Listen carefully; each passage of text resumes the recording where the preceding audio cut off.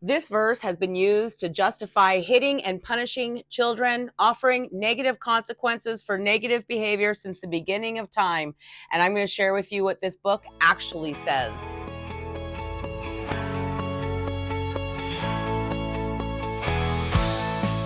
Has anyone ever taught you, spare the rod, spoil the child, they need a good licking, or they need a negative consequences for their negative actions? Now I'm going to bring some light to this today because we've been using that statement completely wrong. Do you know that quote's not even in the Bible? Nope. No translation, no manuscript, and no credible commentary includes the statement, spare the rod, spoil the child. That statement actually came from a satirical play in the middle of the 1600s, and we've been using it, we've been taught it from our churches for hundreds of years. Thomas and I, a few months ago, decided to repeat King David's prayer several times a day. Psalm 23, and you read the prayer of David, and you go to verse 4, even when I walk through the darkest valley, I will not be afraid, for you are close behind me. Your rod and your staff protect and comfort me. God is a loving God. Can you ever imagine Jesus going, that's wrong, little Timmy. Get over here. Get your shoes. We're going to be late. Let's go. Sit and be silent until spoken to. No. Jesus said, let the little children come to me, for the kingdom of heaven belongs to such as these. You see, the rod and the staff were meant to guide the sheep. Back in the day, if a shepherd used the rod to beat his sheep or to punish his sheep, he would have been considered a bad shepherd. He'd have no flock. Doesn't this just make sense? I'm Bonnie Liotta, and God gave me a dream in 1994 to find a way to empower all the kids. And I've always known my entire life that God wouldn't use a rod to beat children. And it's only recently that I've done the due diligence from cover to cover to know that spare the rod, spoil the child doesn't exist in this book. And we need to actually let that go. And I want to talk to the gentle parents today too, because we have taken the rod of beatings and we have now transformed it into what I like to call the velvet rod, the rod of control wrapped up in a pretty bow. We can call it gentle, peaceful, conscious, attached, balanced, call it whatever you want. It's authoritative control, and it is the cause, the deceptive wolves in sheep's clothing that is causing the breakdown of child mental health. Now, if you would like to learn how to guide your child with the rod of discipline in the way that God actually intended, go ahead and share a comment under this video. And I want to ask you to, if you like this teaching, give me a like, subscribe to our channel, and share it with a friend. This helps YouTube's algorithm get the video out to more God-loving parents who know in their soul that there must be something wrong with our parenting approach because you don't believe in medicating children. If that's you, you're my people.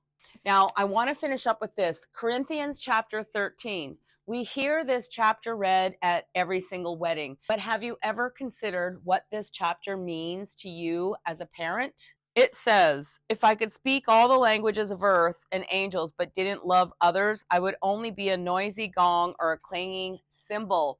In my next video, I'm going to share that the Bible shares more than 600 times what we should do, that we're being taught in this whole authoritative parenting, what not to do. It's going to be eye-opening and life-changing, so make sure you subscribe to my channel so you get notification of that. When you've been taught to teach your toddlers the word no, to redirect them from learning a life skill, something that they're interested in, we're actually not loving them. To the child, they would not feel like you're on their side. They would not see you as their trusted advisor. They would not see you as love. They would see you as a noisy gong or a clanging cymbal.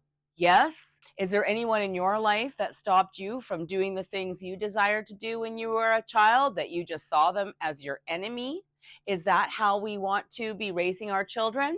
It goes on to say, if I had the gift of prophecy and if I understood all God's secret plans and possessed all knowledge, And if I had such faith that I could move mountains but didn't love others, I would be nothing.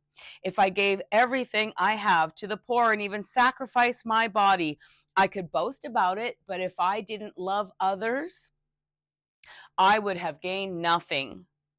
Love is patient and kind. It is not jealous or boastful or proud or rude. It does not demand its own way. Come on, we got to get out of here. I'm in a hurry. Wouldn't you just listen to me? All of these statements that we use as parents do not match what God tells us in the love chapter, or when it comes to the rod being our guider and our protector. Are you with me on this? It is not irritable, and it keeps no record of being wronged. It does not rejoice about injustice, but rejoices whenever the truth wins out. Love never gives up, never loses faith, and is always hopeful and endures through every circumstance. Now, I want to move forward to verse 11. It says, when I was a child, I spoke and thought and reasoned as a child. And so what does that mean? Children see the world through curious eyes. They see everything, a butterfly, a river, a lake, a blade of grass. They see everything in the eyes of a child, in awe and wonder and magic. When I grew up, I put away childish things. Now we see things imperfectly, like puzzling reflections in a mirror. But then we will see everything with perfect clarity after we die. The Bible also says that you will have very much difficulty getting into the gates of heaven unless you become likened to a child. You see, it's not up to your children to rise up and see the world through your lenses. It's our job, parents, to remember what it was like to be a child, to love them, to validate them, and to use the rod of discipline always to guide them, showing them with love the direction they should go to make their dreams come true. The rod was never meant to be a weapon. It was meant to protect you. And if you were raised with a strong hand, I'm talking to you. Maybe that verse, spare the rod, spoil a child, was the one that took you away from God because you saw God as a fear-based God.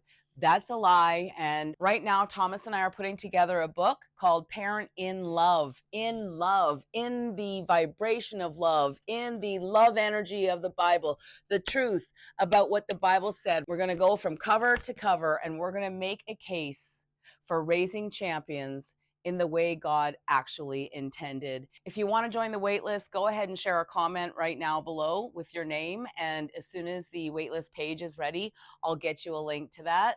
In the meantime, I'm Bonnie Liotta, and here's to your parenting success.